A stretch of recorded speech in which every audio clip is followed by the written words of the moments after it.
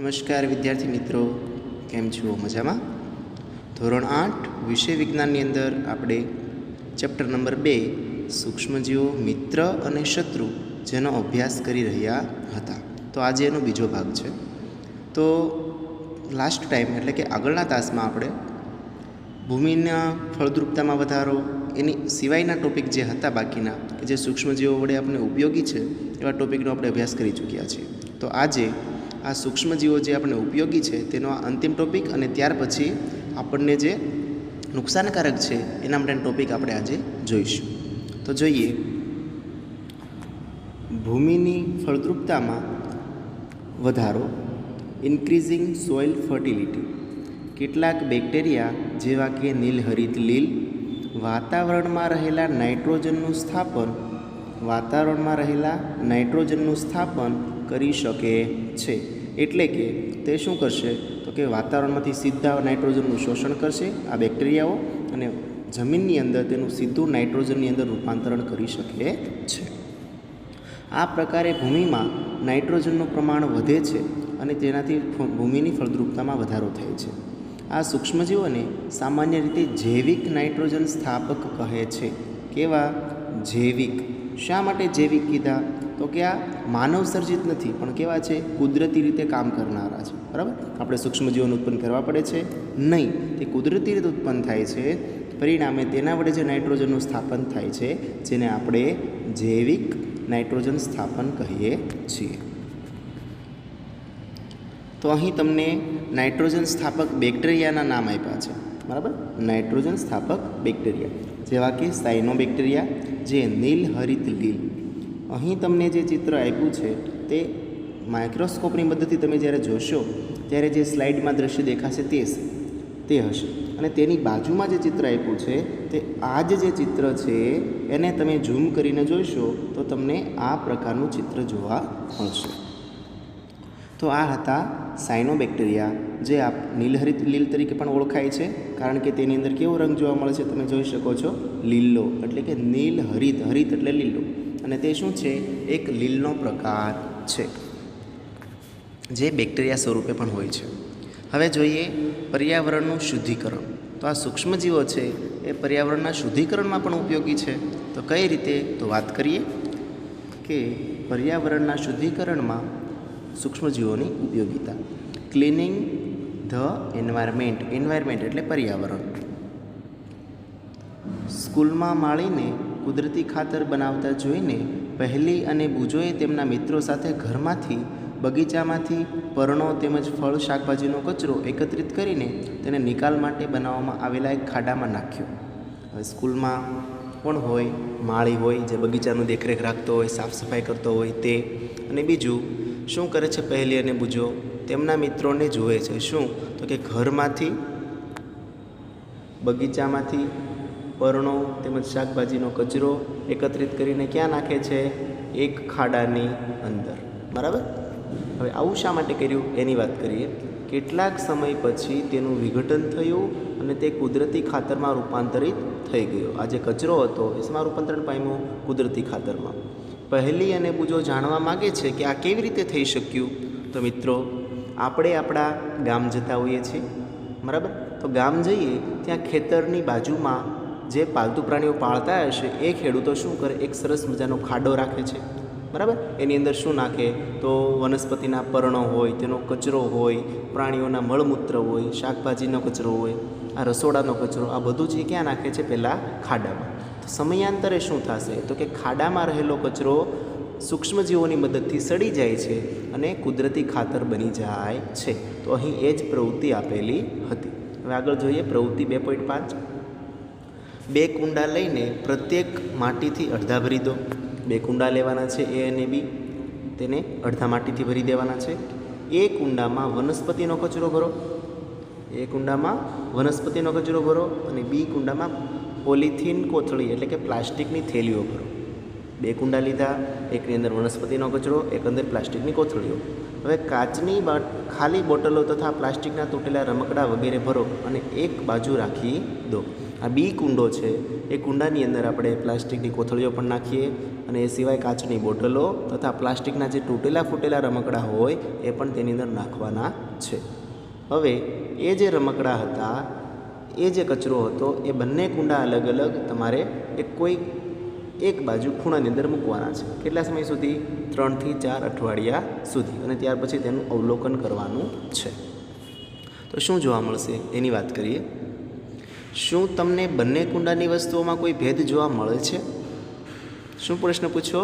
બંને કુંડામાં કોઈ ભેદ એટલે તફાવત જોવા મળે છે? તો કે હા. જો હા, તો કયો ભેદ જોવા મળે છે? આપણને તફાવત જોવા મળશે, ચોક્કસ. કયો ભેદ એની વાત કરીએ. તમે જોશો કે કુંડા એમાં, કુંડું જે એ છે એ કુંડાની વાત કરીએ તો કુંડા એમાં શું જોવા મળે છે તમને? કુંડા એમાં વનસ્પતિજન્ય કચરાનું વિઘટન થઈ ગયું. શું થઈ ગયું? વિઘટન. આ કેવી રીતે થયું? આપણે પ્રશ્ન થાય, વિઘટન એટલે શું? તો કે તેનું મૂળ રૂપ જે હતું પાંદડાઓનું, કચરાઓનું, તે રૂપાંતરિત થઈને માટી જેવો કચરો બની ગયો.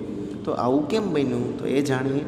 સૂક્ષ્મજીવો વનસ્પતિ કચરાનું વિઘટન કરીને કુદરતી ખાતરમાં ફેરવી દે છે. સૂક્ષ્મજીવો વનસ્પતિજન્ય કચરાને વિઘટન કરીને કુદરતી ખાતરમાં ફેરવી દે છે. તો આ પરિણામ એના કારણે આવ્યું છે. આ પ્રક્રિયામાં બનેલા પોષક દ્રવ્યો વનસ્પતિ દ્વારા પુનઃમાં ઉપયોગ લેવામાં આવે છે. હવે જે આ કુદરતી ખાતર બની ગયું એ પોષક દ્રવ્યો કોણ ઉપયોગ લેશે? વનસ્પતિ દ્વારા ફરીવાર ઉપયોગમાં લેવામાં આવે છે. તો મિત્રો, તમે જ્યારે પણ આવો કોઈ ઉકરડો અથવા કચરાનો ઢગલો જુઓ છો તો સમયાંતરે તેની અંદર ફેરફાર જોવા મળે છે. કેમ? તો કે અંદર સૂક્ષ્મજીવો હશે, અળસિયાઓ હશે. આ બધું શું કરશે? તો કે તે કચરાનું વિઘટન એટલે કે એક સ્વરૂપમાંથી બીજા સ્વરૂપમાં રૂપાંતરણ કરે છે. સામાન્ય રીતે આપણે એના માટે શબ્દ વાપરે છે, સડે છે. કચરો શું થાય છે? સડે છે. પરિણામે આ કુદરતી જે કચરો છે એ કુદરતી ખાતરમાં ફેરવાઈ જાય છે, જેનો ઉપયોગ કોણ કરશે? વનસ્પતિઓ પાછા પોતાના પોષક દ્રવ્યો લેવા માટે કરશે. આગળ જોઈએ. શું તમને ધ્યાન આપ્યું કે કુંડા બીમાં પોલિથીનની થેલી, અત્યારે આપણે કોની વાત કરી હતી? પહેલાં કુંડા એની, હવે કુંડા બીની વાત કરીએ. તો શું તમને ધ્યાન આપ્યું કે કુંડા બીમાં પોલિથીનની થેલી, કાચની ખાલી બોટલો તથા રમકડાના ટુકડાઓમાં કોઈપણ પ્રકારનું પરિવર્તન જોવા મળ્યું નહીં? શું થયું? કોઈપણ પ્રકારનું પરિવર્તન જોવા મળ્યું નહીં. શા માટે? તો સૂક્ષ્મજીવો તેના પર કાર્ય કરીને કુદરતી ખાતરમાં રૂપાંતરણ કરી શકતા નથી. બાળમિત્રો, અહીં જે તમને ઉદાહરણ આપ્યા છે, પોલિથીન એટલે કે પ્લાસ્ટિકની થેલી, કાચની બોટલો, પ્લાસ્ટિકના રમકડા, એ જે વસ્તુઓ છે તેના પર સૂક્ષ્મજીવો કંઈ કાર્ય કરી શકે નહીં, તેઓનો ઉપયોગ કરી શકે નહીં. પરિણામે તેમાંથી કુદરતી ખાતર બની શકશે નહીં. એટલે કે તે કેવા રહેશે? એમનો નિષ્ક્રિય, જેવી સ્થિતિમાં હતા તેવી સ્થિતિમાં રહેશે. તમે અવારનવાર જમીન પર સડતી વનસ્પતિ અને મૃત પ્રાણીઓના સ્વરૂપે મૃત કાર્બનિક દ્રવ્યોનો મોટો જથ્થો જોયો હશે. હવે બાજુમાં એક સરસ મજાનું ચિત્ર આપ્યું છે, જેમાં શું છે? એક કોઈ મૃત પ્રાણી છે જે પડ્યું છે. તો શું થાય? તમે અવારનવાર કોઈ જગ્યાએ આવું મૃત પ્રાણી જોયું હશે. તો આ મૃત પ્રાણી જે છે એનું શું થશે? તો કે મૃત કાર્બનિક દ્રવ્યોનો મોટો જથ્થો જોયો, બરાબર? અથવા કોઈ સડેલું પ્રાણી જોયું હશે જે થોડાક હાડકાં હશે, થોડુંક માંસ હશે, એવી સ્થિતિમાં. તો શું એ પ્રાણી તેવું જ રહે છે કે જેમ જેમ દિવસો પસાર થાય એ પ્રમાણે ત્યાં અમુક દિવસ પછી ત્યાં કોઈ વસ્તુ જોવા જ નહીં મળે? ચોક્કસ. તો શું થાય છે? ધ્યાન આપો. તમે જોશો કે કેટલાક સમય પછી લુપ્ત થઈ જશે. તેનું મુખ્ય કારણ છે કે સૂક્ષ્મજીવો વનસ્પતિના મૃત જૈવિક કાર્બનિક કચરાને તથા મૃત પ્રાણીઓને સરળ પદાર્થોમાં ફેરવે છે.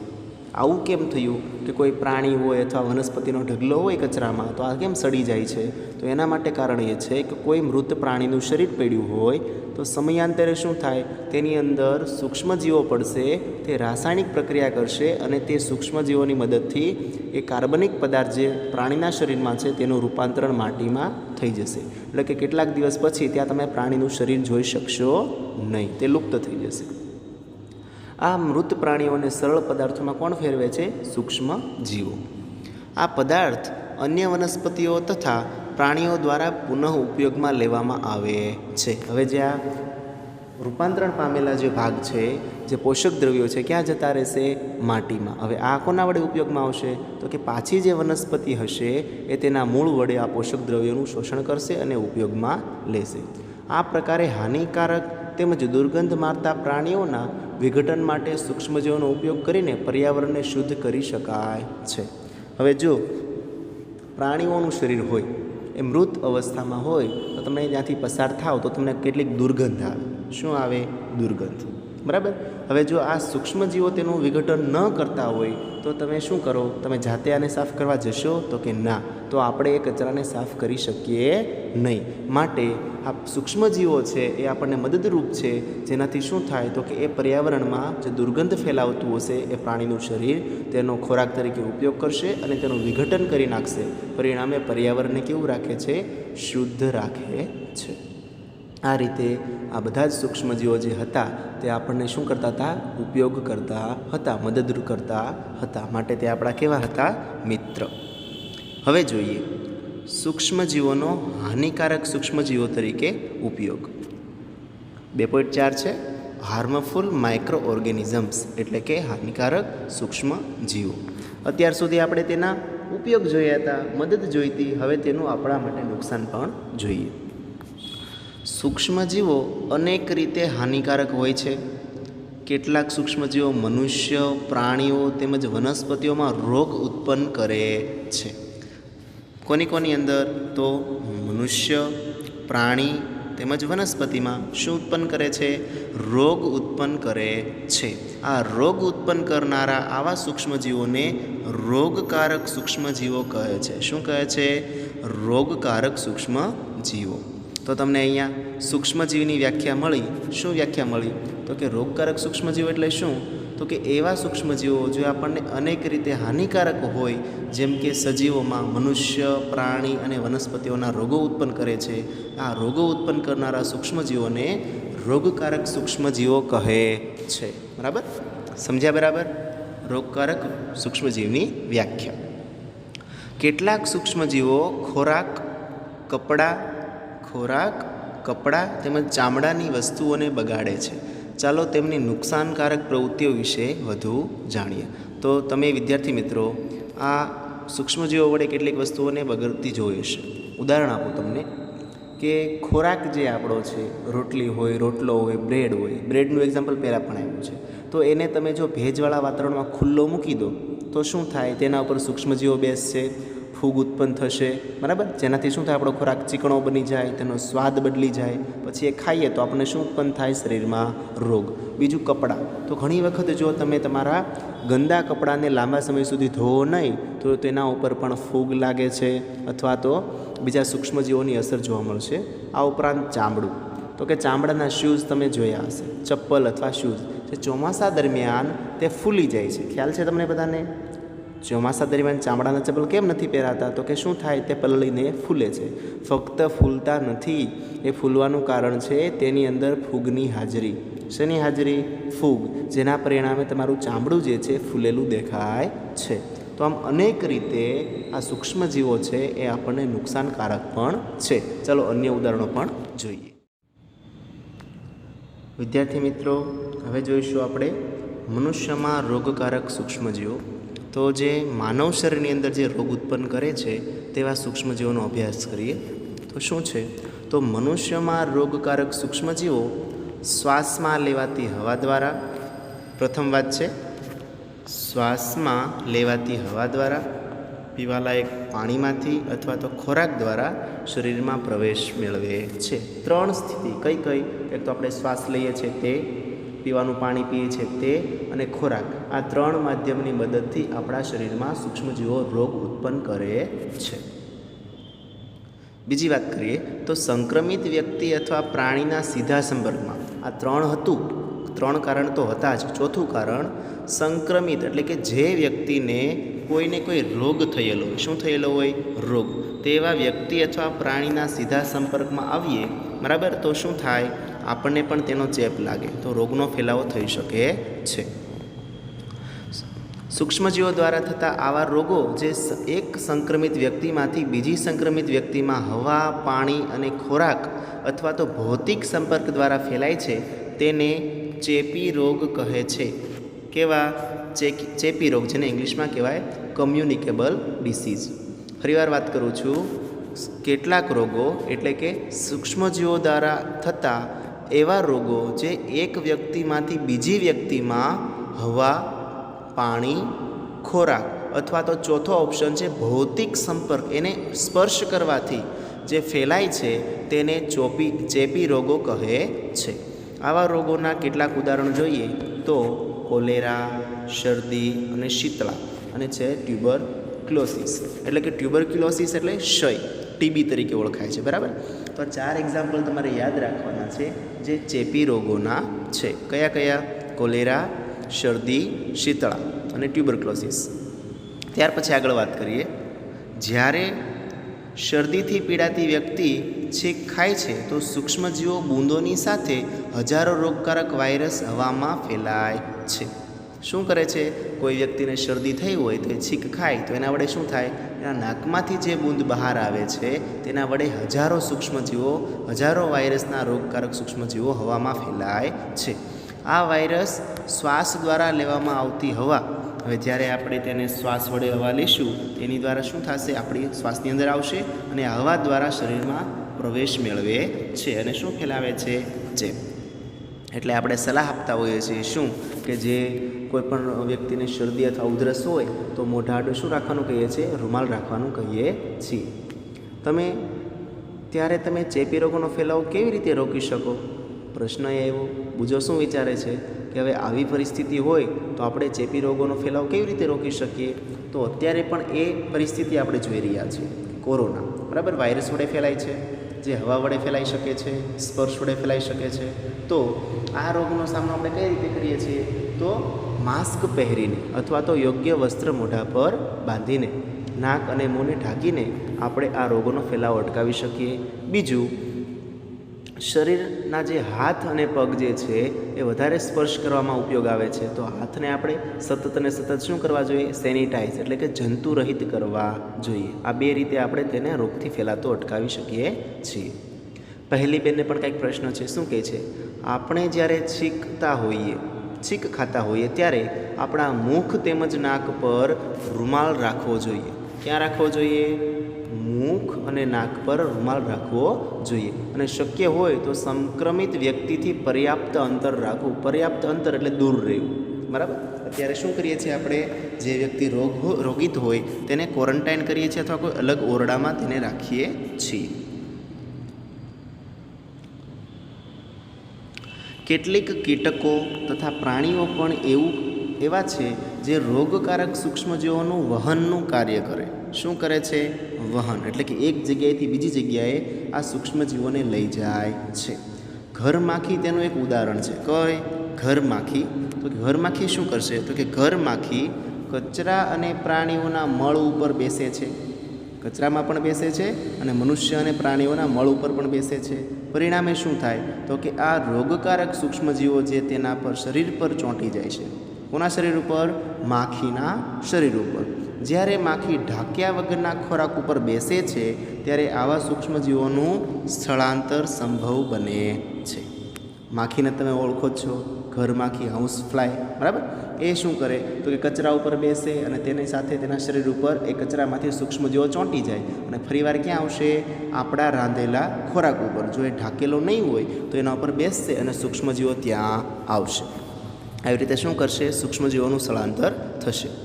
જે પણ વ્યક્તિ આવા દૂષિત ખોરાકને ખાય છે એટલે કે ઢાંક્યા વગરનો ખોરાક ખાશે તેની બીમાર પડવાની સંભાવના વધી જાય છે. શું પડવાની? બીમાર. બરાબર? ઢાંક્યા વગરના ખોરાક ઉપર શું આવશે? સૂક્ષ્મજીવો આવશે. પરિણામે તે બીમાર પડવાની સંભાવના વધી જાય છે. એટલે સલાહ પણ આપવામાં આવે છે કે ખોરાકને હંમેશા ઢાંકેલો રાખવો જોઈએ. ઢાંક્યા વગરના ખોરાકનું ખાવાનું ટાળવું જોઈએ. કયો ખોરાક? જો તમે ઢાંકવાની આદત ન હોય તો એવો ઢાંક્યા વગરનો ખોરાક તમારે ખાવો જોઈએ નહીં. માદા એનોફિલિસ મચ્છર જે તમને આકૃતિમાં આપ્યું છે, કેવું છે? માદા એનોફિલિસ મચ્છર. તેનું અન્ય ઉદાહરણ છે હવે પ્રથમ ઉદાહરણ કોણ હતું? ઘરમાખી. બીજું ઉદાહરણ કોણ આવે છે? માદા એનોફિલિસ મચ્છર. તો એની વાત કરીએ, જે મેલેરિયા રોગના, કયા રોગના? મેલેરિયા રોગના પ્રજીવ એટલે પ્લાઝ્મોડિયમ, એક્ઝામ્પલ આપ્યું છે, પ્લાઝ્મોડિયમનું વાહક છે. તો આપણને ખબર છે કે પ્લાઝ્મોડિયમ નામનો જે સૂક્ષ્મજીવ છે જે કયો રોગ ફેલાવે છે? મેલેરિયા. હવે આ માદા એનોફિલિસ મચ્છર જે હતા એ કોને ફેલાવો કરે છે? તો કે આ પ્રજીવ એટલે કે પ્લાઝ્મોડિયમનો ફેલાવો કરે છે, એક જગ્યાએથી બીજી જગ્યાએ લઈ જાય છે, પરિણામે આપણને મેલેરિયા રોગ થાય છે. આ બીજું ઉદાહરણ હતું. હવે ત્રીજું જોઈએ, માદા એડિસ મચ્છર. કેવું મચ્છર છે? માદા એડિસ મચ્છર, સ્ત્રી જાતિ છે, બરાબર? મચ્છરોની અંદર સ્ત્રી જાતિ માદા એડિસ મચ્છર ડેન્ગ્યુ રોગનું વાયરસનું વાહન કરે છે. જે ડેન્ગ્યુ રોગ થવા માટે જે વાયરસ છે એ રોગોનું વહન કોણ કરે છે? માદા એડિસ મચ્છર. ત્યાર પછી આપણે મેલેરિયા અને ડેન્ગ્યુ જે છે એને નિયંત્રિત કેવી રીતે કરી શકાય એ આપણી સામે પ્રશ્ન છે, પડકાર છે. તો મિત્રો અહીં તમે 3 કારકો જોયા. પ્રથમ માખી, ઘરમાખી હોય છે તે. બીજું માદા એનોફિલિસ મચ્છર જે પ્લાઝ્મોડિયમનું વહન કરે છે અને તેના વડે મેલેરિયા રોગ થાય છે. અને ત્રીજું માદા એડિસ મચ્છર જે ડેન્ગ્યુ રોગનું વાહક છે, બરાબર? ડેન્ગ્યુ રોગના જે વાયરસ હોય તેનું વહન કરે છે. તો હવે આ જે રોગો છે મેલેરિયા અથવા તો ડેન્ગ્યુ, તેનાથી આપણે કઈ રીતે રક્ષણ મેળવી શકાય, કઈ રીતે અટકાવી શકાય તેની ચર્ચા કરીએ. શિક્ષક હંમેશા આપણને એવું શા માટે કહે છે કે રહેણાંકની આસપાસની જગ્યાએ પાણી એકત્રિત ન થવા દેવું જોઈએ? તો આ જ પ્રશ્ન તમારા ઉપરના પ્રશ્નનો જવાબ થશે. તો કે શું? તો જ્યાં પણ એવા વિસ્તાર હોય જ્યાં ગંદુ અથવા ચોખ્ખું પાણી ભર્યું રહેતું હોય તો એવા સ્થળે પાણી ભરાવા દેવું જોઈએ નહીં, તેને ઝડપથી સાફ કરવા. કેમ? તો કે જો ગંદુ પાણી હશે તો તેની અંદર આજે માદા એનોફિલિસ મચ્છર પોતાના જીવન જીવશે અને તેના જેવા સૂક્ષ્મજીવો એટલે કે બીજા મચ્છર ઉત્પન્ન કરશે. જ્યારે જો ચોખ્ખું પાણી હશે તો એની અંદર આ માદા એડિસ મચ્છર છે એ તેની અંદર સૂક્ષ્મજીવો ઉત્પન્ન કરશે, બીજા બચ્ચાઓને જન્મ આપશે. માટે તમારી આસપાસ કોઈપણ જગ્યાએ જો પાણી ભરાયેલું હોય, ટાયરની અંદર હોય, કુંડાની અંદર હોય, જો ગંદુ પાણી ભર્યું રહેતું હોય તો તેને તમારે સાફ કરવા જોઈએ. પરિણામે શું થશે? તો તમે એ પાણી સાફ કરી દેશો તો ત્યાં મચ્છર ઉત્પન્ન થશે નહીં અને આ ડેન્ગ્યુ અને મલેરિયા જેવા રોગોથી તમે બચી શકશો. બધા મચ્છર પ્રાણીઓમાં પ્રજનન કરે છે. બધા મચ્છર શું કરે? પાણીની અંદર પ્રજનન કરે. પાણી એટલે આપણે જે પ્રવાહી છે તે પાણીની વાત છે. પ્રજનન એટલે તેના જેવા અન્ય બચ્ચાઓને જન્મ આપવાની ક્રિયા. આપણે ક્યાંય પણ પાણીને જમા થયેલું જોઈએ ને, બરાબર? એ જોઈએ તો એને જમા થયેલું રહેવા દેવું જોઈએ નહીં. દાખલા તરીકે કુલર, ટાયરો તેમજ ફૂલદાની વગેરેમાં ક્યાંય પણ પાણીને એકત્રિત ન થવા દેવું જોઈએ. એટલે કે આપણી આસપાસના સ્થાને સ્વચ્છ તેમજ શુષ્ક રાખવી. કેવી રાખવી? સ્વચ્છ અને શુષ્ક એટલે સૂકી. આનાથી શું થાય? તો કે મચ્છરોને પેદા થતાં રોકી શકાય છે, એટલે કે મચ્છરોને ઉત્પન્ન થતાં રોકી શકાય છે. એવા ઉપાયોની યાદી બનાવો, પ્રયાસ કરો કે જેને અપનાવવાથી મેલેરિયાને ફેલાતો અટકાવી શકાય. તો પ્રથમ હતું આસપાસમાં જે પાણીના ખાડાઓ, કુંડાઓ જે ભર્યા રહેતા હોય એને સાફ કરવા. બીજું તો કે અહીં જે ભીની જગ્યા હશે ત્યાં તમારે કોઈ રાસાયણિક પદાર્થોનો છંટકાવ કરવો. ત્રીજો ઉપાય તો મચ્છરોથી બચવા માટે તમે સૂતી વખતે રાસાયણિક પદાર્થો, દાખલા તરીકે મચ્છરની અગરબત્તી અથવા તો જે આપણે શું આવે છે મચ્છરદાની છે એનો ઉપયોગ પણ તમે કરી શકો છો. તો આવા અન્ય ઉપાયો પણ તમારે વિચારવાના છે. હવે જોઈએ તો મનુષ્યમાં સૂક્ષ્મજીવો દ્વારા થતા કેટલાક સામાન્ય રોગો. જે સૂક્ષ્મજીવો છે એના વડે કયા કયા સામાન્ય રોગો આપણા શરીરમાં થાય મનુષ્યની અંદર એની વાત કરીએ. તો પ્રથમ જોવાનું છે ટ્યુબરક્લોસિસ એટલે કે ટીબી. તો ટ્યુબરક્લોસિસ જે છે એ સૂક્ષ્મજીવોમાં બેક્ટેરિયા વડે ફેલાય છે. કયા સૂક્ષ્મજીવ? બેક્ટેરિયા વડે. કેવી રીતે ફેલાય? હવા વડે, બરાબર? આ રોગ છે. બચવાનો ઉપાય ત્રણેયમાં સરખા જ છે. ટ્યુબરક્લોસિસ એટલે કે ટીબી બેક્ટેરિયા વડે થાય છે અને હવા વડે ફેલાય છે. બીજું ઓરી. ઓરી રોગ જે છે એ વાયરસ વડે ફેલાય છે, વાયરસવાળા થાય છે અને હવા દ્વારા ફેલાય છે. અછબડા જે છે એ અછબડા વાયરસ વડે થાય છે અને હવા અથવા તો સંપર્ક, જે વ્યક્તિને અછબડા થયા હોય એ વ્યક્તિને સંપર્કમાં જાઓ, એટલે કે તમે સ્પર્શ કરો, અડકો તો પણ એ ફેલાય છે. અને ચોથું છે પોલિયો. કોની વાત થાય છે? પોલિયો. તો પોલિયો એ વાયરસ વડે ફેલાય છે, વાયરસ વડે થાય છે અને હવા અને પાણી વડે ફેલાય છે. તો આ ચારેય જે રોગ હતા, ટીબી, ઓરી, અછબડા અને પોલિયો, આ ચારેય રોગથી બચવાનો શું ઉપાય? તો એના માટે એક જ ઉપાય, દર્દીને સંપૂર્ણ રીતે અન્ય વ્યક્તિથી અલગ રાખવો, એટલે કે કોઈ અન્ય રૂમની અંદર તેને રહેવા દેવો. દર્દીની વ્યક્તિગત વસ્તુઓ જેવી કે જમવા માટેના સાધનો હોય, પહેરવાના કપડાં હોય, તેનાથી અલગ રાખવા આપણાથી. બીજું, યોગ્ય ઉંમરે રસી મૂકાવો. આ ચારેય રોગ માટે આ સરસ મજાનો ઉપાય છે. ત્યાર પછીના રોગો જોઈએ તો કોલેરા. તો કોલેરા રોગ જે છે એ કઈ રીતે થશે એની વાત કરીએ તો બેક્ટેરિયા વડે થાય છે અને હવા અને પાણી અને ખોરાક, ગંદુ પાણી પીવાથી અને ગંદો ખોરાક ખાવાથી આપણને કોલેરા થાય છે. બીજો રોગ છે ટાઇફોઇડ. બરાબર, ટાઇફોઇડ એક તાવ છે. એ કોના વડે ફેલાય? તો બેક્ટેરિયા વડે. બરાબર, બેક્ટેરિયા વડે થાય છે અને પાણી વડે ફેલાય છે. ગંદુ પાણી પીવો, બરાબર, તો શું થાય? તાવ આવે અને ઝાડા ઉલટી થાય. એ કોની અસર હોય? ટાઇફોઇડ. તો આ બંને રોગથી બચવાનો ઉપાય શું? તો કે એનાથી બચવા માટે વ્યક્તિગત સ્વચ્છતા રાખવાની, એટલે કે ગંદુ શરીર નહીં રાખવાનું, સ્વચ્છ રહેવાનું. તે માટેની સારી ટેવો કેળવો, યોગ્ય રીતે રાંધવામાં આવેલો ખોરાક ખાવો અને ઉકાળેલું પાણી પીવું. બરાબર, ગંદો ખોરાક ખાવાનો નહીં, ગરમા ગરમ ખોરાક ખાવાનું, બરાબર, વાસી ખાવાનું નહીં. પછી ઉકાળેલું પાણી પીવું, એટલે કે ગંદુ પાણી પણ પીવાનું નથી. છેલ્લો ઉપાય છે તેની અંદર રસી મુકાવવી. શું મુકાવવી? રસી. બરાબર, જે તમે જાણો છો. ત્યાર પછી જોઈએ તો હિપેટાઇટિસ. હિપેટાઇટિસ જે રોગ છે એ કઈ રીતે થાય છે એની વાત કરીએ તો એ રોગ વાયરસ વડે ફેલાય છે. બરાબર, અને વાયરસ વડે થાય છે અને પાણી વડે ફેલાય છે. આપણે ગંદુ પાણી બીજાનું પીએ તો આપણને શું થાય? હિપેટાઇટિસ રોગ થઈ શકે. એ પણ એક પ્રકારનો તાવ જેવી અસર છે. જેનાથી બચવા માટે શું કરશો તમે? તો ઉકાળેલું પાણી પીશો, રસી મૂકવાની. શું મૂકવાની? રસી. ત્યાર પછી મેલેરિયા. મેલેરિયા તો બહુ જૂનો અને જાણીતો રોગ છે, હમણાં જ વાત કરી. તો એ પ્રજીવ વડે થાય છે. બરાબર, તો એ પ્રજીવનો ફેલાવો કોણ કરતું હતું? મચ્છર, માદા એનોફિલિસ મચ્છર. તો એનેથી અટકાવવા માટે, બચવા માટે શું ઉપાયો થાય? તો એની વાત કરીએ.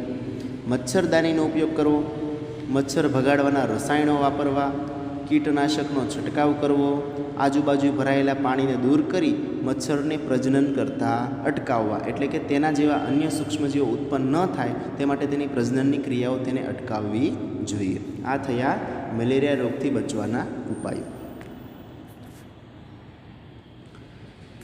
મનુષ્યોમાં થતા કેટલાક સામાન્ય રોગો, તેનો ફેલાવો તથા અટકાવવાના ઉપાયોની વાત આપણે ઉપરના કોષ્ટક પ્રમાણે જોઈ. હવે જોઈએ પ્રાણીઓમાં રોગકારક સૂક્ષ્મજીવો. તો disease causing microorganism in animals. બરાબર, પ્રાણીઓમાં રોગકારક સૂક્ષ્મજીવો. તો પ્રાણીની અંદર કયા કયા સૂક્ષ્મજીવો રોગ ઉત્પન્ન કરે છે તેની વાત કરીએ. અનેક સૂક્ષ્મજીવો માત્ર મનુષ્ય તેમજ વનસ્પતિમાં જ રોગના કારક નથી. એવું નથી કે માત્ર મનુષ્યને જ થાય અને વનસ્પતિને થાય, પરંતુ તે બીજા પ્રાણીઓમાં પણ રોગ ઉત્પન્ન કરે છે. શું કરે છે? બીજા પ્રાણીઓ પણ રોગ ઉત્પન્ન કરે છે. અહીં એક વૈજ્ઞાનિકની વાત કરી છે, જરાક જોઈ લઈએ.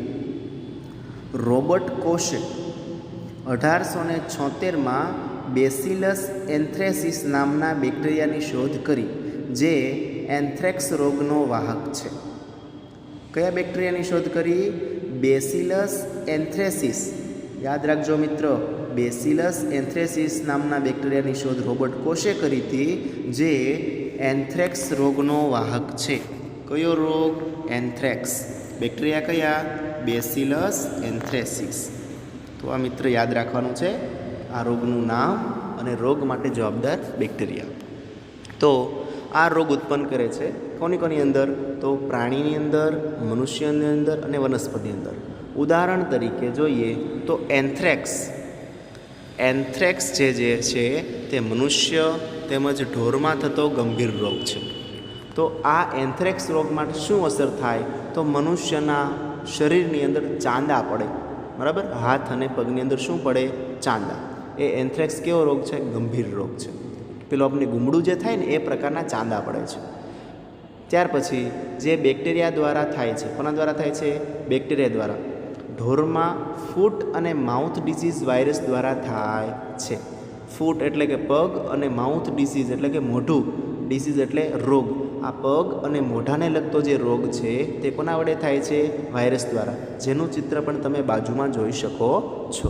તો મિત્રો, આ જે એન્થ્રેક્સ નામનો જે બેક્ટેરિયા જે છે, એન્થ્રેક્સ નામનો જે રોગ છે એ બેક્ટેરિયા વડે થાય છે, બેસિલસ એન્થ્રેસિસ. તેના પરથી કેવી અસર થાય તે બાજુના ચિત્રમાં તમે જોઈ શકો. જીભ અને હાથ પગની અંદર કેવા ચાંદા પડે છે તે પણ તમે જોઈ શકો છો. હવે જોઈએ વનસ્પતિમાં રોગકારક સૂક્ષ્મજીવો. વનસ્પતિ એટલે કે પ્લાન્ટની અંદર તો અનેક સૂક્ષ્મજીવો ઘઉં, ડાંગર, બટાટા, શેરડી, સંતરા, સફરજન વગેરે વનસ્પતિઓમાં રોગકારક છે. કોની કોની અંદર? ઘઉં, બટાટા, ડાંગર, શેરડી, સંતરા અને સફરજન. એની અંદર શું ઉત્પન્ન કરે છે? રોગ. રોગના કારકો એટલે કે કારણો કયા કયા હોય? પાકના ઉત્પાદનમાં ઘટાડો કરે. જો રોગ થાય વનસ્પતિને તો શું થાય? તેના પાકના ઉત્પાદનમાં ઘટાડો થાય. શેમાં? પાકના ઉત્પાદનમાં ઘટાડો. કોષ્ટક 2.2માં કેટલાક વનસ્પતિમાં થતા રોગો દર્શાવવામાં આવેલા છે. કેટલાક રસાયણનો ઉપયોગ કરવાથી આ સૂક્ષ્મજીવો પર નિયંત્રણ લાવી શકાય છે. તો એનું એક સરસ ઉદાહરણ હું તમને આપું તો ખેડૂતો જે છે એ પાકને ઉગાવે, પાક મોટો થાય, તેની અંદર જંતુનાશક દવાનો છંટકાવ કરે. શા માટે? તો આ જે રોગકારક સૂક્ષ્મજીવો છે એના વડે વનસ્પતિમાં જો કોઈ રોગ ફેલાયો હોય તો તેનાથી બચાવવા માટે આપણે શું કરીએ? જંતુનાશક દવાનો ઉપયોગ કરીએ છીએ, એટલે કે રસાયણનો ઉપયોગ કરીએ છીએ. સૂક્ષ્મજીવો દ્વારા થતા વનસ્પતિમાં થનારા કેટલાક રોગો. તો સૂક્ષ્મજીવો વનસ્પતિમાં કયા કયા રોગ કરે છે એની વાત કરીએ તો 3 કોલમ છે. વનસ્પતિજન્ય રોગો, બીજી કોલમ સૂક્ષ્મજીવ અને ફેલાવાની રીત. તો પહેલા રોગની વાત કરીએ, સાઇટ્રસ કેન્સર. તો વનસ્પતિમાં જે કેન્સર થાય છે તેને શું નામ આપ્યું છે? સાઇટ્રસ કેન્કર. સાઇટ્રસ કેન્કર, કેન્સર નથી, સોરી, સાઇટ્રસ કેન્કર. આ રોગ શું છે? તો બેક્ટેરિયા દ્વારા થાય છે અને ફેલાય કોના દ્વારા? હવા વડે. વનસ્પતિમાં બેક્ટેરિયા વડે જે રોગ થાય એ છે સાઇટ્રસ કેન્કર અને હવા વડે ફેલાય છે. બીજા રોગની વાત કરીએ તો ઘઉંનો રસ્ટ. કોનો રસ્ટ? ઘઉંનો રસ્ટ, જે ફૂગ વડે થાય છે અને હવા અને બીજ વડે ફેલાય છે. કોના વડે? હવા અને બીજ. ત્યાર પછી ભીંડાનો પિત્ત. ત્રીજો રોગ જે છે ભીંડાનો પિત્ત, જે ઓકરા તરીકે ઓળખાય છે, એટલે કે ભીંડાના જે છોડ છે એમાં જ જોવા મળશે. પિત્ત એટલે કે ભીંડાના પાન પીળાશ પડતા જોવા મળે. કેવા જોવા મળે? પીળાશ પડતા. અને તેની અંદર પીળા ડાઘા એટલે કે ચીમટાઓ પણ જોવા મળે છે, જે વાયરસ વડે થાય છે અને તેનો ફેલાવો કીટક વડે. એટલે શું થાય? ત્યારે એક કીટક જે છે એ ભીંડાના છોડ ઉપર બેસે અને ત્યાંથી ફરી વખત બીજા છોડ ઉપર જાય તો કોણ ફેલાવો કરે? તેનો કીટક. અને તેના ઉપર આ પ્રકારનો રોગ ફેલાવો થાય છે. એ વાયરસ એના વડે ફેલાશે કીટક વડે અને બીજા છોડને પણ શું થશે? ભીંડાનો પિત્ત. તો આ જોયું આપણે વનસ્પતિની અંદર સૂક્ષ્મજીવો વડે થતા કેટલાક સામાન્ય રોગો, જેવા કે સાઇટ્રસ કેન્કર, ઘઉંનો રસ્ટ અને ભીંડાનો પિત્ત. હવે એક વાત તમને જરાક પૂછું કે આપણે ઘણા બધા પ્રસંગોમાં જતા હોઈએ છીએ, કોઈ લગ્ન પ્રસંગ, કોઈ બર્થડે પાર્ટી અથવા કોઈને કોઈ મોટા પ્રસંગોમાં. તો ઘણી વખત તમે સાંભળ્યું છે કે એક સાથે એક પ્રસંગમાં ઘણા બધા લોકો જમે અને એ લોકોને બધા જ લોકોને અચાનક ઝાડા અને ઉલટી જેવી પ્રક્રિયા થાય. એટલે શું ઉત્પન્ન થયો? રોગ. તો આવો રોગ શા માટે થાય? આ બધા જ લોકોને કેમ ફેલાય? એના માટે એક આપણે સરસ મજાની ટોપિકની ચર્ચા કરીએ, જે છે ખોરાક વિષારક તંત્ર. ઝેરી ખોરાક અથવા તો વિષયુક્ત ખોરાક, જેના માટે એક પ્રચલિત શબ્દ આપણે બધા સાંભળીએ જ છીએ, ફૂડ પોઈઝનિંગ. શું છે? Food poisoning. બરાબર. આ ઘટનાને કારણે જ બધા લોકોને એકસાથે શું થાય છે? ઝાડા અને ઉલટી થાય છે અને બીમાર પડે છે. આવું થવાનું કારણ શું છે તે આપણે આ ટોપિકમાં જાણશું. બુજોના જે મિત્રો છે તેને એક પાર્ટીમાં આમંત્રિત કર્યો. બુજોના મિત્રોએ તેને એક પાર્ટીમાં આમંત્રિત કર્યો ત્યાં તેને અનેક પ્રકારના ભોજન આરોગ્યા એટલે કે ખાધા. ઘરે પહોંચીને તેને ઉલટી થવા લાગી. તેને હોસ્પિટલ લઈ જવામાં આવ્યો. ડૉક્ટરે જણાવ્યું કે તેને ખોરાક વિષાક્તન થવાના કારણે આ પરિસ્થિતિનું નિર્માણ થયું છે. શું થયું? ખોરાક વિષાક્તન થવાથી આ પરિસ્થિતિનું નિર્માણ થયું છે. તો પ્રશ્ન થયો, શું પ્રશ્ન? પહેલીને આશ્ચર્ય થયું કે ખોરાક વિષ કેવી રીતે બની શકે? ખાવાનો ખોરાક ઝેર એટલે કે વિષ કેવી રીતે બની શકે?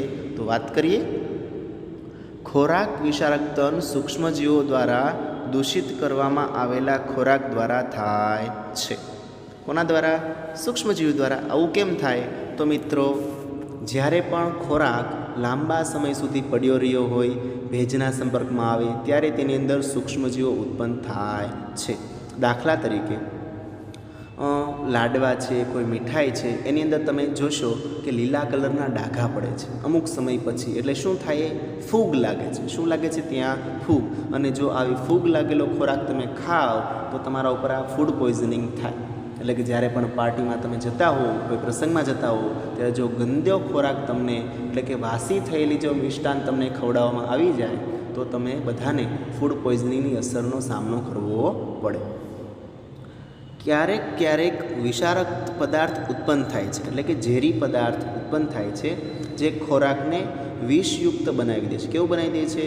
વિષ એટલે કે ઝેરયુક્ત, જેનો આહાર તરીકે ઉપયોગ કરવાથી વ્યક્તિ ગંભીર બીમાર પડે. કેવો બીમાર પડે?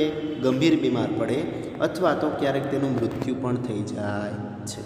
આવી ખૂબ જ ભયાનક પરિસ્થિતિ તમારી સામે આવી શકે છે. એટલે જ્યારે પણ તમે કોઈ પણ પ્રસંગમાં જમવા માટે જાઓ તો તમારે સાવચેતીપૂર્વક ખોરાકનો ઉપયોગ કરવો જોઈએ. આથી ખોરાકને દૂષિત થતો અટકાવવો જોઈએ. શું થતો અટકાવવો જોઈએ? દૂષિત. હવે ખોરાક જો દૂષિત થાય અને તેનો ઉપયોગ આપણે કરીએ તો આપણી અંદર ફૂડ પોઈઝનિંગ નામની પ્રક્રિયા થાય અને આપણે શું પડી જઈએ? બીમાર પડી જઈએ, અને કેટલાક કિસ્સાઓની અંદર મૃત્યુ પણ થાય. તો આનાથી અટકાવવાનું શું કરવું જોઈએ? તો કે આ બગડતો ખોરાકને બચાવવા માટે ઘણા બધા રસ્તાઓ છે. એની અંદર જોઈએ 2.5 ખોરાકની જાળવણી, ફૂડ પ્રિઝર્વેશન. ખોરાક જે છે એને કઈ રીતે આપણે સાચવી શકીએ, જાળવી શકીએ તેની વાત કરીએ. તો આગળના પ્રકરણમાં આપણે અનાજની જાળવણી તેમજ તેનો સંગ્રહ ઉપાયો વિશે અભ્યાસ કર્યો. બરાબર? આગળ જે પાક ઉત્પાદનવાળો પાઠ હતો તેની અંદર આપણે જે પાક ઉત્પન્ન કર્યો હતો એને શું કરતા હતા? સાચવતા હતા અને તેનો સંગ્રહ કરતા હતા. તો અહીં પણ આપણે બનાવેલા ભોજનની જાળવણી ઘરે કેવા પ્રકારે કરી શકીએ? આપણે જે ઘરે ખોરાક બનાવીએ છીએ તેની જાળવણી માટે આપણે શું શું કરીએ છીએ? વિચાર આવવો જોઈએ. પ્રશ્ન થાય છે, તો શું તમે જાણો છો કે ખુલ્લા સ્થાને કે ભેજવાળી જગ્યાએ રાખેલ બ્રેડ ઉપર ફૂગ આક્રમણ કરે છે? અહીં બાજુમાં તમને ફરી વખત બ્રેડનું ચિત્ર આપું છું, જેની અંદર શું થશે? તો કે ભેજ લાગશે, પાણીનો સંપર્ક થશે તો ત્યાં શું લાગી જાય છે? ફૂગ આક્રમણ કરે છે. કોના ઉપર? બ્રેડ ઉપર. એટલે કે ત્યાં ફૂગ ઉત્પન્ન થાય છે. સૂક્ષ્મજીવો આપણા ખોરાકને દૂષિત કરે છે. દૂષિત ખોરાક ખાવાથી વાસ આવવા લાગે છે. દૂષિત ખોરાક જેવો એમાંથી શું ઉત્પન્ન થાય? વાસ એટલે કે ગંધ આવે છે. તેનો સ્વાદ પણ બદલાઈ જાય છે તથા રંગરૂપમાં પણ પરિવર્તન આવી શકે છે. શું ખોરાક દૂષિત થવું એ રાસાયણિક પ્રક્રિયા છે? તો કે ચોક્કસ હા. ખોરાક જ્યારે દૂષિત થાય એટલે તેની અંદર રાસાયણિક ફેરફાર થાય. તે જે ખોરાકનું બંધારણ બદલાઈ જાય એટલે કે તેની અંદર સૂક્ષ્મજીવો ઉત્પન્ન થવાથી તે શું બની જાય છે? વિષ એટલે કે ઝેર બની જાય છે. તો એનાથી આપણે ખબર કેમ પડે કે આ ખોરાક જે છે એ વિષ થઈ ગયો છે અથવા તો તે ખરાબ થઈ ગયો છે? કેમ ખબર પડે? તો એના માટે આપણે જોયું તો શું કે ખોરાકમાંથી વાસ આવવા લાગે. બીજું, તેનો સ્વાદ બદલાઈ જાય. ત્રીજું, તેનો રંગરૂપમાં પણ પરિવર્તન આવેલું જોવા મળે. આ 3 રીતે તમે કહી શકો કે ખોરાક ઝેર બની ગયું છે અથવા તો ફૂડ પોઈઝનિંગ થયું છે. પહેલીએ કેટલીક કેરીઓ ખરીદી પરંતુ તેણે ઘણા દિવસો સુધી તેને ખાધી નહીં. હમણાં કેરીની સિઝન ગઈ ને, ચોમાસા પહેલાં એટલે કે ઉનાળામાં. બરાબર? તો અહીં પહેલી છે એ શું કરે છે? કેરીઓ ખરીદે છે પણ તેનો ઉપયોગ કરતી નથી અને ખાધા વગર, ઉપયોગ કર્યા વગર પડી રહેવા દે છે. તેણે જોયું કે તો તે બગડી ગઈ હતી. શું થઈ ગયું હતું? બગડી ગઈ હતી, સડી ગઈ હતી. પરંતુ તે જાણતી હતી કે તેની દાદી દ્વારા બનાવવામાં આવેલ કેરીનું આથણું લાંબા સમય સુધી બગડતું નથી. તે મૂંઝવણમાં છે. એણે કેરીઓ બજારમાંથી લાવી અને ખાધીને એને શું કરી દીધી, એક જગ્યાએ મૂકી દીધી. તો શું થયું, થોડાક દિવસ પછી તે બગડી ગઈ. હવે કેરીઓ બગડી ગઈ તો એને પ્રશ્ન થયો કે આ તો હજુ થોડાક જ દિવસ થયા અને કેરી બગડી ગઈ. મારા દાદી જે આથણું બનાવે છે એ તો આખું વરસ ચાલે છે, તો એ કેમ નથી બગડતું? આવો પ્રશ્ન તમને પણ થયો હશે અને પહેલીને પણ થાય છે. તો એનો જવાબ જોઈએ. ચાલો આપણે ખાદ્ય પદાર્થોની જાળવણીની કેટલીક પદ્ધતિઓનો અભ્યાસ કરીએ, જેનો ઉપયોગ આપણે આપણા ઘરમાં કરીએ છીએ. આપણે તેને સૂક્ષ્મજીવોના આક્રમણથી રક્ષણ આપવું જોઈએ. તો મિત્રો, આ જે વાત કરી પહેલીએ કે જે કેરી લાવી દીધી બગડી ગઈ, પણ અથાણું કેમ ના બગડ્યું, તો એની વાત કરી દઉં. જે અથાણું જે તમારા દાદી અથવા મમ્મી બનાવે છે, તે અથાણીની અંદર શેનો ઉપયોગ કરે છે?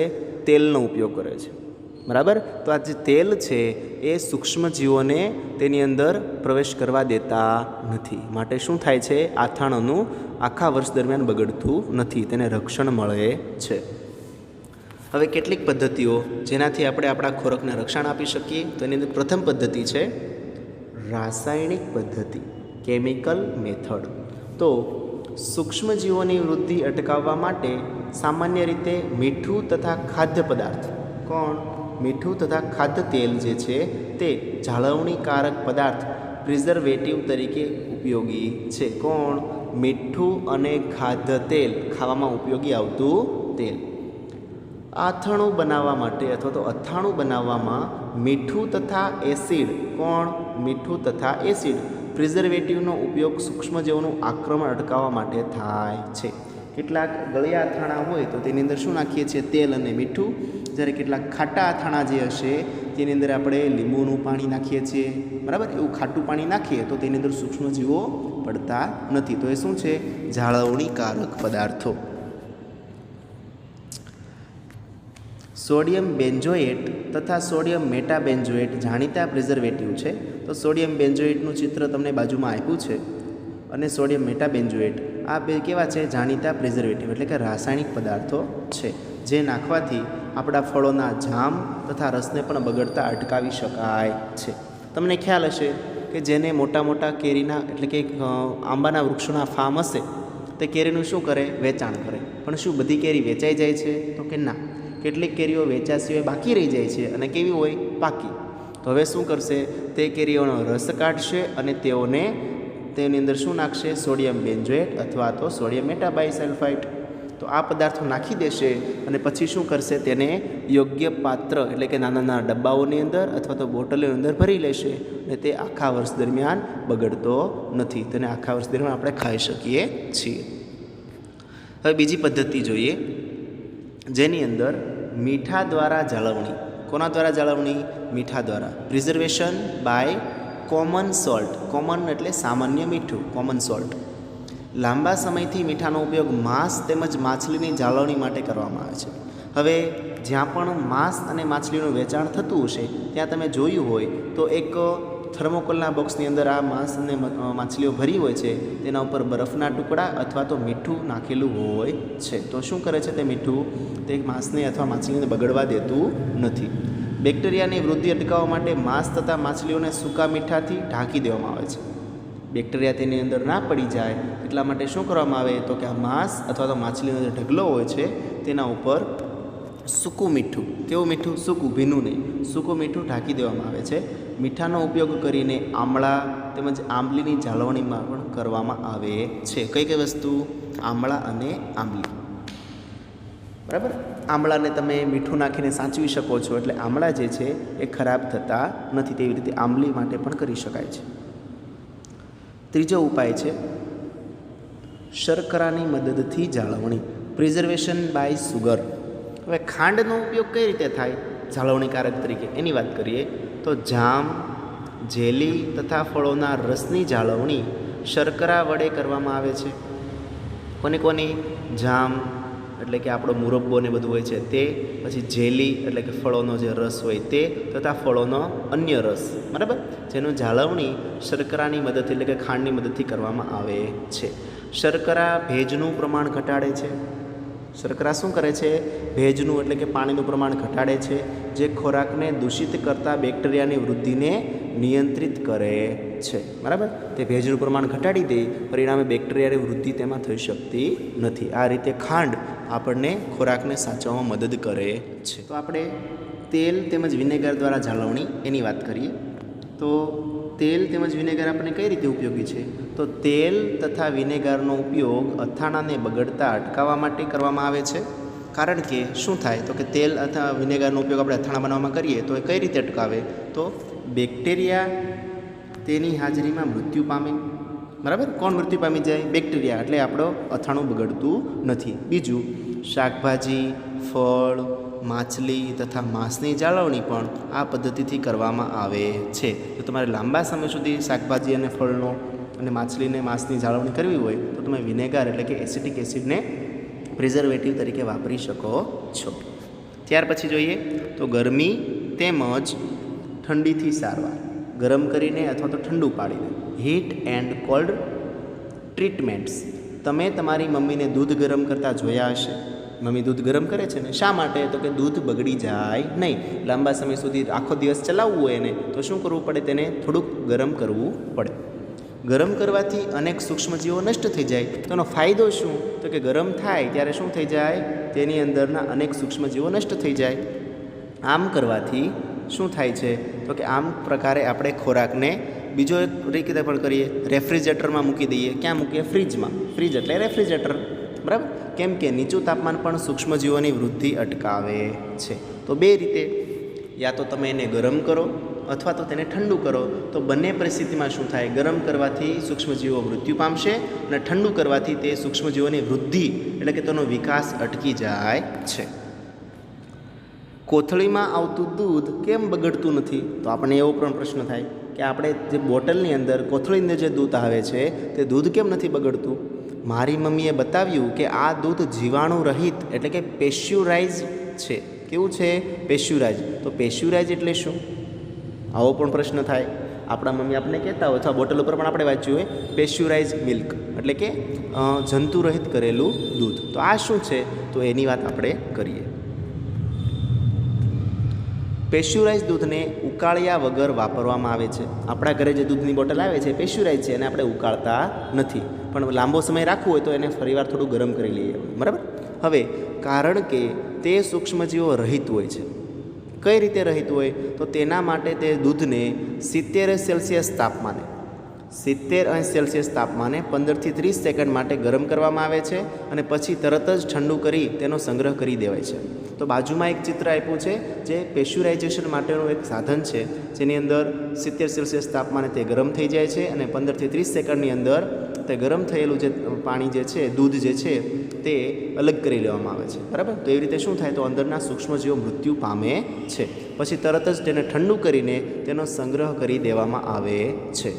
આવું કરવાથી શું ફાયદો થાય? તો આવું કરવાથી સૂક્ષ્મજીવોની વૃદ્ધિ અટકી જાય છે. આ પ્રક્રિયાને શોધ લુઈસ પાશ્ચર નામના વૈજ્ઞાનિકે કરી હતી. આથી તેને પેસ્ચ્યુરાઇઝેશન કહે છે. કોણે કરી હતી? લુઈસ પાશ્ચર નામના વૈજ્ઞાનિકે કરી હતી, માટે તેને પેસ્ચ્યુરાઇઝેશન કહે છે. ત્યાર પછીનો ટોપિક જોઈએ તો ખોરાકને સાવચેતી માટેનો છેલ્લો ટોપિક છે. કયો? તો સંગ્રહ અને પેકિંગ. Storage and packing. તો આ અત્યારે આધુનિક સમયમાં બહુ જ વપરાય છે. તો એનો એક સરસ મજાનું ચિત્ર તમને બાજુમાં આપ્યું છે. ફ્રૂટના જે પેકિંગ હોય તે. તો આજકાલના સૂકા મેવો એટલે કે કાજુ બદામ, પિસ્તા, બરાબર, અંજીર છે એ બધા જ, તથા શાકભાજીને પણ હવાચુસ્ત બંધ પેકેટમાં વહેંચવામાં આવે છે, જેનાથી શું થાય? તો સૂક્ષ્મજીવોથી રક્ષણ પ્રાપ્ત થાય. તો બાજુમાં ચિત્રમાં તમે જુઓ એ પ્રમાણે સૂકા મેવાને તો પેક કરીએ જ છીએ, સાથે સાથે શાકભાજી છે, ફળ છે, બરાબર, એને પણ પ્લાસ્ટિકના પેકિંગની અંદર પેક કરી દઈએ. હવાચુસ્ત એટલે હવાની અવરજવર ન થાય તો શું થાય? તેની અંદર બેક્ટેરિયા કે કોઈ પણ સૂક્ષ્મજીવો પ્રવેશ મેળવી શકે નહીં અને ફળ ખરાબ થતાં અટકી જાય છે. તો આ થયું સૂક્ષ્મજીવોથી બચાવવા માટેના અનેક ઉપાયો. હવે આપણે જોઈશું આપણા આ પાઠનો અંતિમ ટોપિક, જે બહુ અગત્યનો છે, ખેતી માટે ખૂબ જ ઉપયોગી છે, જેની વાત કરીએ તો જે છે 2.6 નાઇટ્રોજન સ્થાપન. કોનું સ્થાપન કરવું છે? નાઇટ્રોજનનું સ્થાપન. તો વિદ્યાર્થી મિત્રો, આપણને ખબર છે કે નાઇટ્રોજન છે એ વાતાવરણમાં રહેલો છે. કેટલા ટકા? 78% નાઇટ્રોજન આપણા કુલ વાયુઓની અંદર 78% નાઇટ્રોજન જે છે તે ક્યાં રહેલો છે? મોટાભાગનો વાતાવરણની અંદર. તો આ નાઇટ્રોજન છે એનું સ્થાપન કઈ રીતે થાય, તો જમીનની અંદર કઈ રીતે લાવી શકાય, તેની ચર્ચા આપણે આ ટોપિકમાં કરીશું. તો વાત કરીએ નાઇટ્રોજન ફિક્સેશન. બરાબર, નાઇટ્રોજન ફિક્સેશન. તમે ધોરણ 6 અને 7માં રાઇઝોબિયમ બેક્ટેરિયા વિશે અભ્યાસ કર્યો છે. ચલો 6 અને 7ને છોડો. આગળના પાઠની અંદર જ મેં તમને વાત કરી હતી રાઇઝોબિયમ નામના બેક્ટેરિયા જે ક્યાં હોય છે? શિંબીકુળની વનસ્પતિમાં. અને શું કાર્ય કરે? તો વાતાવરણમાંથી નાઇટ્રોજનનું શોષણ કરશે અને ભૂમિની અંદર તેનું સ્થાપન કરશે. કઈ કુળની વનસ્પતિ છે? શિંબીકુળની વનસ્પતિ. એની મૂળ ગંડિકાઓમાં કોણ હોય છે? રાઇઝોબિયમ નામના બેક્ટેરિયા. બરાબર, જે તમને આકૃતિ 2.9માં પણ આપ્યું છે, આપણે પછી જોઈએ. જેમ કે વાલ અને વટાણા. શિંબીકુળની વનસ્પતિ એટલે કેવી વનસ્પતિ? જે કઠોળ વર્ગમાં આવતી હોય. તેના ઉદાહરણ જોઈએ તો વાલ અને વટાણા. બરાબર, જે શિંબીકુળની વનસ્પતિના ઉદાહરણ છે વાલ અને વટાણા. જેની સાથે સહજીવી સંબંધ ધરાવતા એટલે કે સાથે જીવન જીવતા એવા કયા બેક્ટેરિયા છે? શિંબીકુળની વનસ્પતિ અને એની અંદર આવેલા રાઇઝોબિયમ બેક્ટેરિયા. ક્યારેક વીજળીના ચમકારા દ્વારા પણ વાતાવરણીય નાઇટ્રોજનનું સ્થાપન થાય છે. કોના વડે?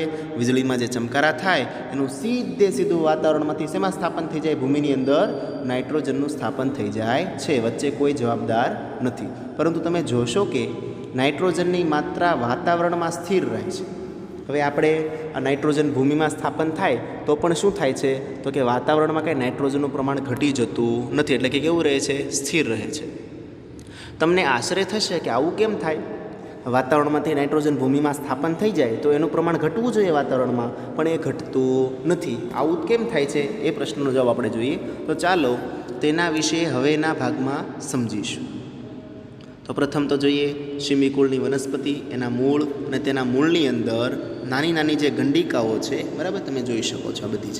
એ ગંડિકાઓમાં કોણ હોય છે? રાઇઝોબિયમ નામના બેક્ટેરિયા, અને જે નાઇટ્રોજનનું સ્થાપન હવામાંથી કરે છે. હવે જોઈએ તો કે નાઇટ્રોજનનું સ્થાપન કઈ રીતે થાય? તો એના માટે જવાબદાર છે નાઇટ્રોજન ચક્ર. કયું ચક્ર? નાઇટ્રોજન ચક્ર. તો મિત્રો આ ચક્રનો અભ્યાસ આપણે અહીં કરવાનો છે. તો જોઈએ નાઇટ્રોજન ચક્ર. આપણા વાતાવરણમાં 78% નાઇટ્રોજન વાયુ છે. કુલ 100%માંથી કેટલા ટકા?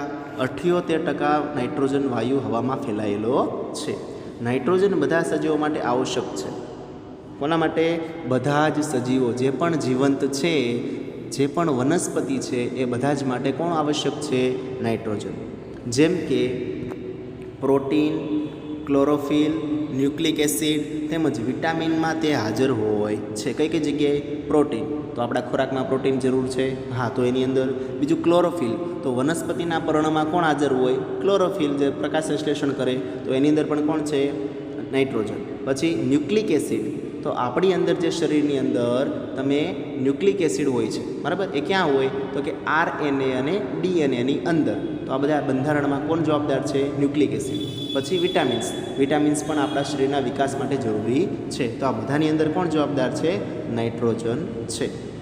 એટલા માટે નાઇટ્રોજન આ બધા સજીવો માટે કેવું છે? આવશ્યક ઘટક છે. વનસ્પતિઓ તથા પ્રાણીઓ વાતાવરણમાંથી નાઇટ્રોજનનો સીધો ઉપયોગ કરી શકતા નથી. પ્રશ્ન શું આવ્યો? તો કે વાતાવરણમાં તો નાઇટ્રોજન છે જ, તો આ વનસ્પતિ અને પ્રાણી એમાં સીધો ઉપયોગ ન કરી શકે? તો કે ના, તેના વડે સીધો એ નાઇટ્રોજન ઉપયોગમાં આવશે નહીં. તો શું કરવું પડશે? તો ભૂમિમાં રહેલા બેક્ટેરિયા તેમજ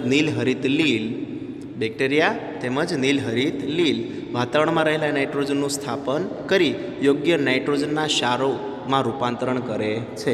વાતાવરણમાંથી નાઇટ્રોજનનું શોષણ કરશે અને શોષણ કરીને શુંમાં ફેરવે છે? નાઇટ્રોજનના ક્ષાર. એટલે કે તે ભૂમિમાં તેનું સ્થાપન થઈ જાય, તે હવા સ્વરૂપે રહેશે નહીં. બીજું, જ્યારે નાઇટ્રોજનના આવા ક્ષારમાં રૂપાંતરિત થઈ જાય છે ત્યારે વનસ્પતિ શું કરે? તેના ભૂમિમાંથી મૂળ તંત્ર દ્વારા ઉપયોગ કરે છે. હવે નાઇટ્રોજનનું સ્થાપન ક્યાં થઈ ગયું? ભૂમિની અંદર. નાઇટ્રોજનના ક્ષાર સ્વરૂપે થઈ ગયું, તો હવે એનો ઉપયોગ તો કરવો પડશે. તો ઉપયોગ કઈ રીતે? તો કે વનસ્પતિ જે છે તેના મૂળ તંત્ર દ્વારા તે નાઇટ્રોજન તત્વનું શોષણ કરશે અને તેનો ઉપયોગ કરશે. ત્યારબાદ શોષાયેલો જે નાઇટ્રોજન છે તેનો ઉપયોગ પ્રોટીન તેમજ અન્ય સંયોજનોના સંશ્લેષણ માટે કરે છે. કોણ? વનસ્પતિ. તો કે આ નાઇટ્રોજનનું શોષણ મૂળ દ્વારા થઈ ગયું, પછી શું કરશે? તેની અંદર પ્રોટીન ઉત્પન્ન કરશે અને શરીરના વિકાસ માટે પણ તેનો ઉપયોગ કરશે. વનસ્પતિઓ પર આધારિત રાખતા પ્રાણીઓ તેમાંથી પ્રોટીન તેમજ અન્ય નાઇટ્રોજન સંયોજનો પ્રાપ્ત કરે છે. હવે શું થાય? તો કે વનસ્પતિએ તો આ નાઇટ્રોજન લઈ લીધું, હવે આપણા શરીરમાં કઈ રીતે આવે? તો કે આ વનસ્પતિ જે છે એની અંદર પ્રોટીન ઉત્પન્ન થયું નાઇટ્રોજનના આધારે. હવે એ પ્રોટીનયુક્ત પર્ણો કોણ ખાશે? તૃણાહારી પ્રાણીઓ, ગાય, ભેંસ, બકરી, બરાબર? આ બધા જ પ્રાણીઓ તે ખોરાક તરીકે વનસ્પતિને ખાશે. પરિણામે આ જે નાઇટ્રોજન છે પ્રોટીન સ્વરૂપે કોના શરીરમાં જશે? પ્રાણીઓના શરીરમાં. અને પ્રાણીઓના શરીરમાં જે આ નાઇટ્રોજન ગયું છે તેના વડે શું બનશે? દૂધ. અને આ દૂધની અંદર શું હોય છે? નાઇટ્રોજનયુક્ત ન્યુક્લિક એસિડ હોય છે, પ્રોટીન હોય છે. દૂધનો ઉપયોગ કોણ કરે છે? મનુષ્ય. તો આવી રીતે વાતાવરણમાંથી ભૂમિમાં, ભૂમિમાંથી વનસ્પતિમાં, વનસ્પતિમાંથી પ્રાણીમાં અને પ્રાણીમાંથી મનુષ્યની અંદર આ નાઇટ્રોજનનું રૂપાંતરણ સતત ને સતત થાય છે, જે આપણને આકૃતિ 2.10માં આપ્યું છે.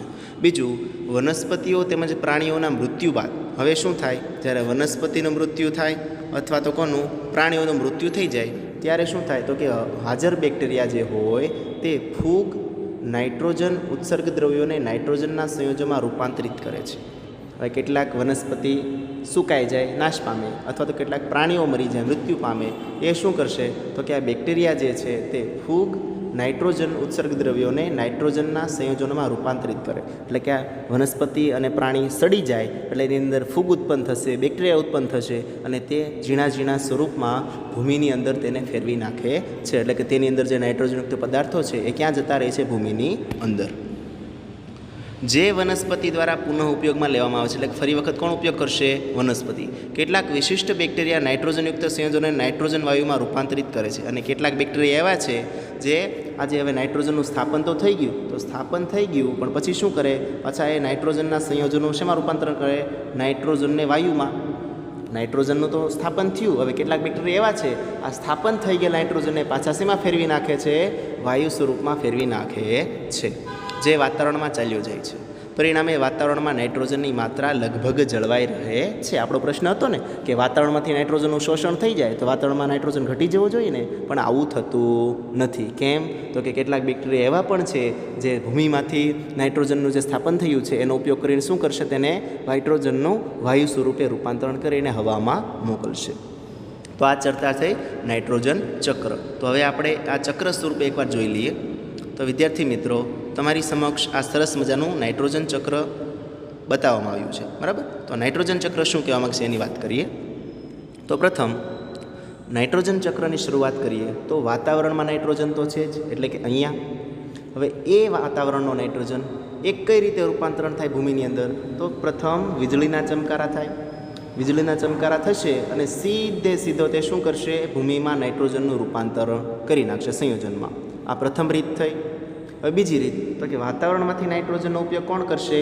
નાઇટ્રોજન સ્થાપક બેક્ટેરિયા, એટલે કે નીલહરિત લીલ, જે વાતાવરણીય નાઇટ્રોજનનું સ્થાપન શેમાં કરે છે?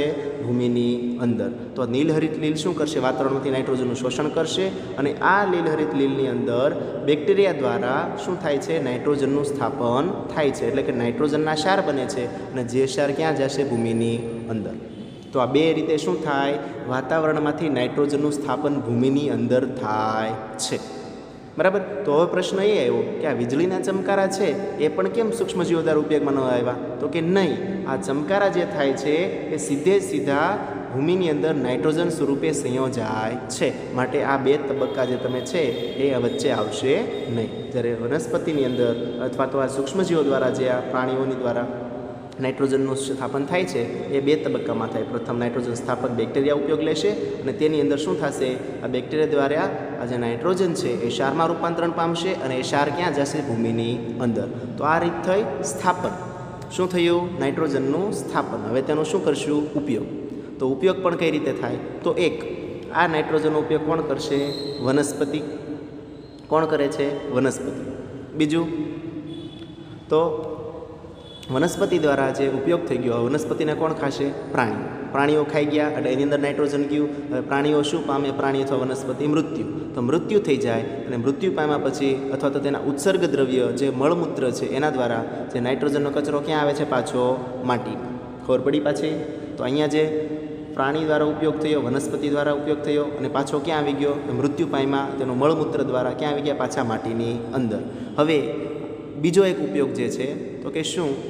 તો એની અંદર આ જે નાઇટ્રોજન જે ભૂમિની અંદર સ્થાપન થયું છે તો કેટલાક બેક્ટેરિયા એવા છે જે સીધા શું કરે છે? તો કે બેક્ટેરિયા નાઇટ્રોજનયુક્ત સંયોજનોમાંથી નાઇટ્રોજનને વાયુમાં ફેરવી નાખે છે. એટલે કે આ બેક્ટેરિયા જે શું કરશે? નાઇટ્રોજનના સંયોજો છે ભૂમિની અંદર એનો ઉપયોગ કરશે અને નાઇટ્રોજન વાયુ ઉત્પન્ન કરશે, જે ક્યાં જતો રહેશે? પાછો વાતાવરણની અંદર. જેના કારણે વાતાવરણમાં નાઇટ્રોજનનું પ્રમાણ ઓછું થતું નથી અને શું થઈ જાય છે? તેનું વાતાવરણની અંદર પ્રમાણ સ્થિર રહે છે. તો બાળમિત્રો, આ થઈ નાઇટ્રોજનની ચર્ચા. તો અહીં આપણો પાઠ પૂર્ણ થાય છે. બરાબર? તો નાઇટ્રોજન ચક્ર બહુ સરસ મજાની વાત છે. તો તેને ધ્યાનથી સમજજો આખા ટોપિકને અને વ્યવસ્થિત તમારા મગજની અંદર ઉતારજો. તો આના પછી સ્વાધ્યાયના પ્રશ્નો પણ છે. એ તમારે પાઠનું સરસ મજાનું વાંચન કરવાનું અને ત્યાર પછી જ સ્વાધ્યાયના પ્રશ્નોના જવાબ તમારે તમારી પાકી નોટની અંદર લખવાના રહેશે.